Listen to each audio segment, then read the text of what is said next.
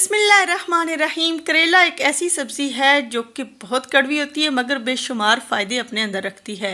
ये हमारे जिस्म की सफाई का काम करती है, खून में से भी गैर ज़रूरी और गैर सेहतमंद अज्जा को बाहर निकाल देता है। मगर क्या है कि करेले जब पकाए जाते हैं तो एक आध फर्द तो इसको शौक़ से खा लेता है, मगर सभी इसकी कड़वाहट से भागते हैं और इसको नापसंद करते हैं खाने में। तो आज हम ऐसे आपके साथ 6 तरीके शेयर करेंगे जिससे करेले बहुत ही मज़े के बनेंगे और बिल्कुल कड़वाहट तो उनमें होगी नहीं। तो सबसे पहले जब भी करेले पकाने हों तो उससे कुछ घंटे पहले आप करेले की कटिंग अगर करना चाहें तो कर लें। करेले की कटिंग जैसी आप करना चाहें आप ऐसे करें। उसके बाद आपने इनको ऐसी टोकरी में रखना है जिसके नीचे सुराख हों। करेले की सबसे पहला स्टेप ये होगा कि हमने इसका कड़वा पानी निकालना है। उसके लिए हम एक नीचे प्लेट रखेंगे ताकि पानी उसमें जमा होता रहे और हम इसके ऊपर नमक शामिल करेंगे। 2 से 3 चम्मच नमक आप शामिल कर सकते हैं और इसको आहिस्ता आहिस्ता रब करके हमने करेलों के अंदर नमक को अच्छे से मिक्स कर देना है। नमक अच्छे से मिक्स करने के बाद हमने इन करेलों को रख दिया ताकि ये खुद ही अपना कड़वा पानी निकालते रहें। ये मैंने रात को सोने से पहले ये काम कर लिया, टोकरी में करेलों को रख दिया।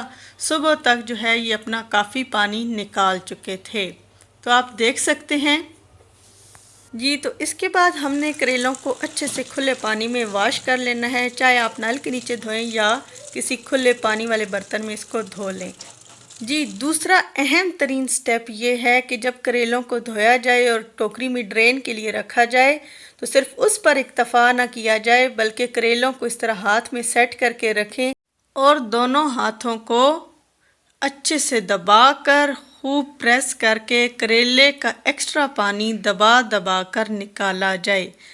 ये बहुत ही इफ़ेक्टिव तरीका है करेले की कड़वाहट ख़त्म करने का।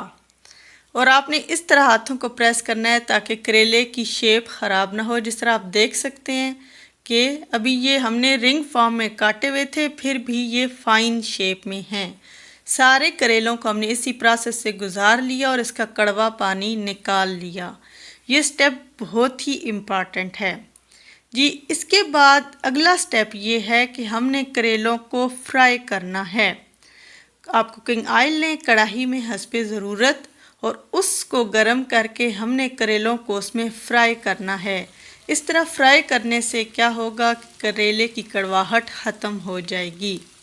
चूँकि हम अभी तीसरे स्टेप पर पहुँचे हैं करेले की कड़वाहट निकालने के लिए। मज़ीद जब हम 3 स्टेप्स भी करेंगे, इसके लिए वीडियो वॉच करते रहिए तो करेले की कड़वाहट बिल्कुल ख़त्म हो जाएगी।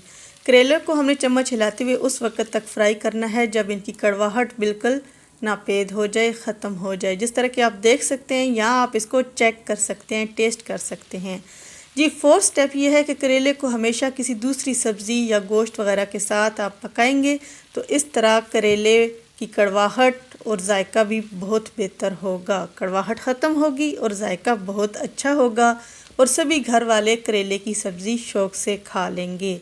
इसलिए करेले को जब भी पकाएं तो इसको दूसरी सब्ज़ियों या दाल या गोश्त वगैरह के साथ मिक्स करके पकाएं।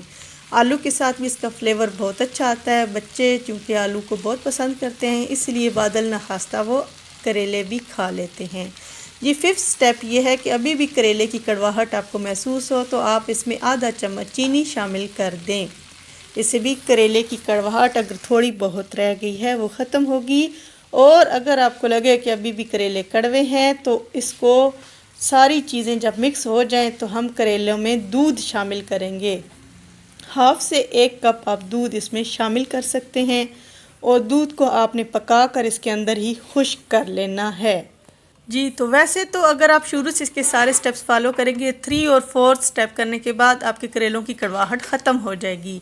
5th और 6th की ज़रूरत ही नहीं पड़ेगी। अगर आपको फिर भी कड़वे लगें तो आप इसमें चीनी और दूध शामिल करें तो करेलों की कड़वाहट बिल्कुल नापेद हो जाएगी, ख़त्म हो जाएगी। ऐसी मज़ीद वीडियोज़ के लिए फूडी शाइन को सब्सक्राइब करना तो बनता है और लाइक भी किया करें, कमेंट में अपनी राय का इजहार किया करें।